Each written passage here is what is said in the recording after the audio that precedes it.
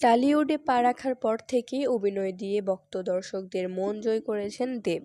এমনকি এই অভিনেতার খ্যাতি সীমানা পেরিয়ে ছড়িয়ে পড়েছে দেশের বাইরেও।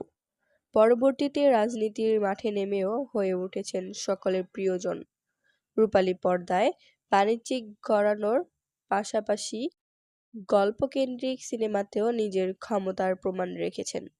এবার এই তারকা নতুন এক স্বীকৃতি পেলেন। মেগাস্টার দেবের নামে এবার ডাকটিকিট চালু করেছে দেশটির ডাক বিভাগ। সামাজিক যোগাযোগ মাধ্যমে এই খবর সকলের সঙ্গে শেয়ার করেছেন অভিনেতা নিজেই। শনিবার ডাকটিকিটের ছবি নিজের সামাজিক মাধ্যমে শেয়ার করে অভিনেতা উচ্ছ্বাস প্রকাশ করেন।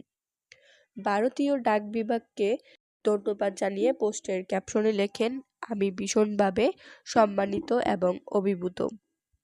আমার নামে ডাকটিকিট চালু করার জন্য ভারতীয় ডাক বিভাগকে আমার আন্তরিক ধন্যবাদ। আমি সত্যিই কল্পনা করতে পারিনি। একজন মানুষ হিসাবে সকলের ভালোবাসা এবং বিশ্বাসের এই স্বীকৃতি আমার কাছে চরম প্রাপ্তি। আমি চিরকৃতজ্ঞ থাকব সকলের কাছে।" প্রসঙ্গত, শুক্রবার পশ্চিম মেদিনীপুরের ঘাটাল উৎসবে এই বিশেষ ডাকটিকিটের আনুষ্ঠানিক উদ্বোধন করা হয়।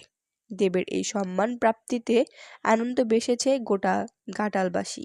এদিকে যে ডাকটিকিটে জায়গা করে নিয়েছেন নামি দামি ব্যক্তিত্বরা, সেখানে এ অভিনেতার জায়গা করে নেওয়া দেখে তার ভক্তরাও সামাজিক মাধ্যমে উচ্ছ্বাস প্রকাশ করেছে।